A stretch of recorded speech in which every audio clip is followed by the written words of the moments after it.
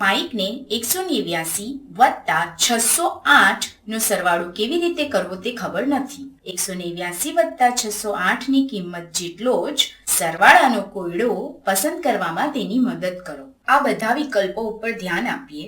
આપણે પ્રથમ વિકલ્પથી શરૂ કરીએ. આ બધા જ વિકલ્પોમાં શરૂઆત 100 થી થાય છે. 100 આ બધામાં 100 છે તો આપણે 100 ના સ્થાને 1 ક્યાં જોઈ શકીએ છીએ? જુઓ, 189 માં આ 1 એ 100 ના સ્થાને છે. આમ આ 100 છે. 100 અને પછી આ બધા વિકલ્પોમાં આપણી પાસે 6 વખત 100 છે, 600 છે.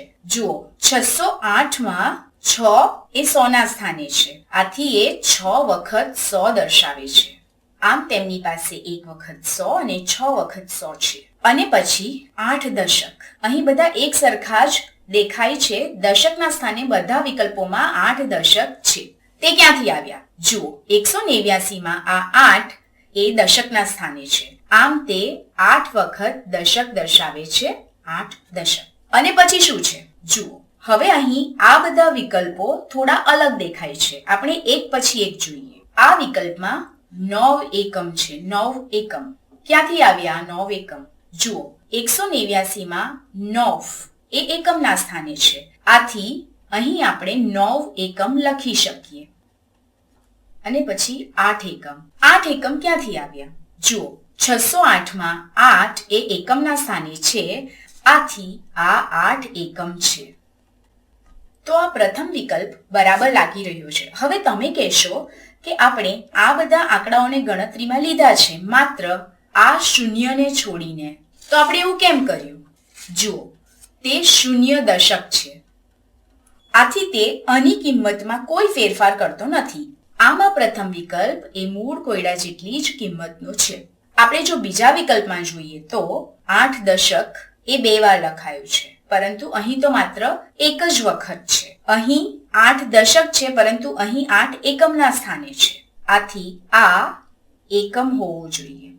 અને આ વિકલ્પમાં આપણી પાસે 8 એકમ છે, પરંતુ આ 9 જે અહીં એકમ છે તે દશક નથી. આથી આ એકમ હોવું જોઈએ. આથી આપણે આ વિકલ્પોમાંથી કોઈને પસંદ કરતા નથી. ચાલો આવું જ બીજું ઉદાહરણ જોઈએ. 525 વત્તા 379 ની કિંમત જેટલો જ સરવાળાનો કોયડો પસંદ કરો. ચાલો તેને વિભાજિત કરીએ તો આપણી પાસે 5 એ 100 ના સ્થાને છે. આમ તે 500 થશે. અને પછી 3 એ પણ 100 ના સ્થાને છે. આથી વત્તા 300.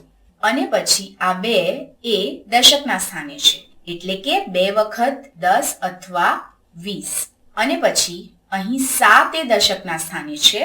આથી વત્તા 70. અને પછી છેલ્લે 5 એ એકમના સ્થાને છે. આથી તે માત્ર 5 છે. અને પછી 9 એ એકમના સ્થાને છે. આથી જેને બરાબર માત્ર 9. તો આમાંથી કયા વિકલ્પ મેં જે લખ્યું છે એને બરાબર છે? 500 વત્તા 300. આ પ્રથમ વિકલ્પમાં 500 અથવા 300 નથી. આથી આ લાગુ પડતું નથી. તો આમાંથી કયા વિકલ્પ મેં જે લખ્યું છે એને બરાબર છે? 500 વત્તા 300. આ પ્રથમ વિકલ્પમાં 500 અથવા 300 નથી. આથી આ લાગુ પડતું નથી. 500 વત્તા 300 વત્તા 20 વત્તા 70 વત્તા 5 વત્તા 9. આ મેં જે લખ્યું છે બરાબર એના જેવું જ છે. આ છેલ્લા વિકલ્પમાં 9 ને બદલે 90 લખ્યો છે અને પછી 5 લખ્યા છે.